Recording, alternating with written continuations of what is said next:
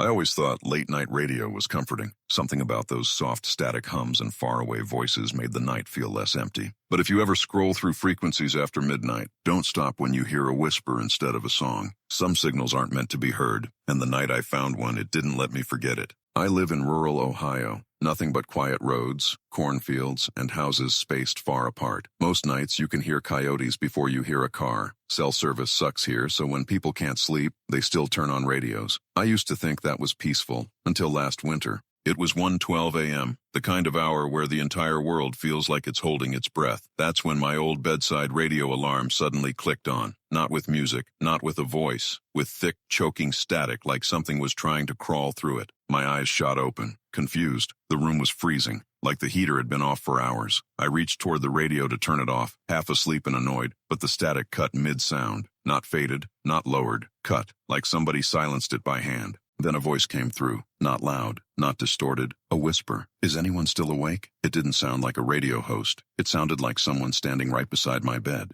I froze, heart thumping slowly like it was waking up. This broadcast is for those who can hear me. I felt a pressure in the air like the room itself was waiting for my reaction. My hand shook as I turned the dial, trying to switch stations. Old radios make that soft click, click, click sound when the frequency moves, but the voice stayed. No matter where the dial went, the voice stayed. If you're awake, the voice murmured, slower now, like it was choosing every breath. Don't go back to sleep. My blood ran cold. Why would a radio say something like that? The frequency crackled almost like someone breathing through wires. They move at night, and they listen. The last word stretched, like it was right next to my ear. Something tapped my window, just once, sharp, like a knuckle on glass. I sat there, staring. The world outside was dead still, no wind, no snow falling, nothing. Panic kicked in. I yanked the radio's plug out. The room fell into that deep, heavy silence that only exists in empty rural nights. I laid back down, pulse hammering in my ears. Slowly, my eyelids started to fall, exhaustion forcing its way through fear. Then a soft, electrical humming filled the room again. The radio lit up. It turned back on, still unplugged.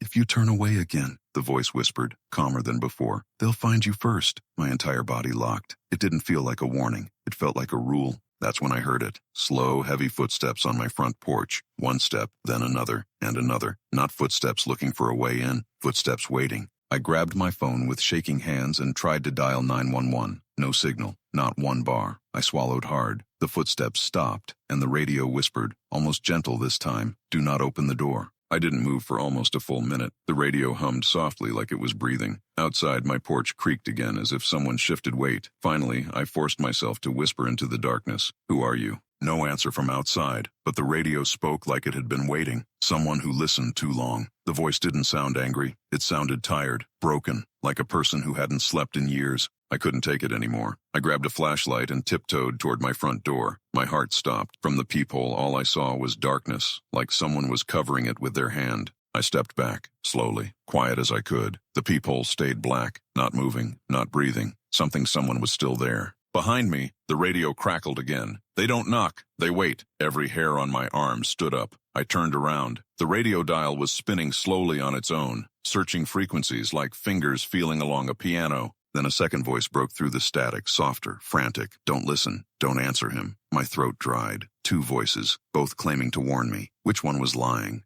I whispered again, barely audible. What do they want from me? The first voice returned, steady and patient. They want witnesses. They want to be remembered. A long, scraping sound came from the porch, not like claws, like someone dragging a shoe across wood. Slow circles. They were pacing again. I backed toward my bedroom, keeping my eyes on the door, gripping my phone like it could magically get service if I needed it enough. The radio voice softened, like it could feel my fear. Stay away from the windows. Instinctively, I looked anyway, just a quick glance through the curtains. There was nothing, just my dark yard, empty road, still trees. But as I closed the curtain, I swear something moved behind the mailbox. I stumbled backward, breathing hard. The radio now whispered faster, like someone praying under their breath. Don't look, don't look, don't look. That whispering sounded like more than one voice now. I covered the radio with a blanket, hoping it would muffle whatever this was. It didn't help. The voices didn't get quieter. They got closer, like they were now whispering from inside the room. Suddenly, the footsteps outside stopped completely. Silence, stillness. Even the house felt like it was holding its breath again.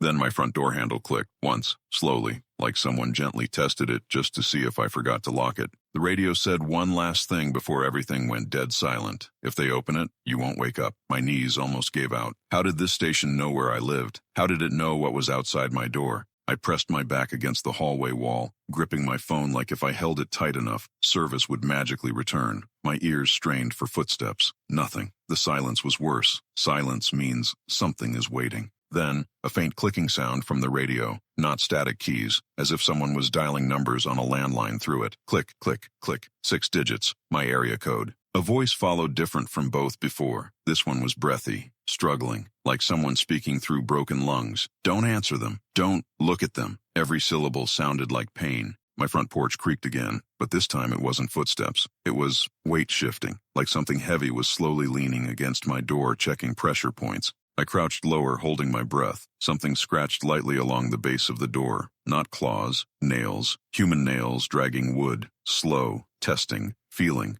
The radio spoke again, same first voice as before, calm and knowing. You let them find you. Now stay still. Pretend you're not here. My heart pounded so loud I was scared they could hear it too. The doorknob turned. Once, twice. Someone or something tested it with deliberate patience, like it knew most people panic and unlock doors by mistake. I backed into the bathroom and quietly shut myself inside. Locked the door softly, barely a sound. I sat on the cold tile floor, waiting, staring at the bottom gap of the bathroom door. The house stayed silent. No radio noise, no footsteps, no breathing. Silence again, that awful, suffocating silence. For a second, I thought it was over. Then my bathroom light flickered. Not random, a slow flicker, like someone was standing outside the door and brushing their fingers across the switch. On, off, on, paused, off. Darkness swallowed the room. And in the dark, the radio whispered again, but this time the voice was right behind the door. Don't breathe. I held still, lungs burning. Something dragged slowly down the bathroom door. A long scrape,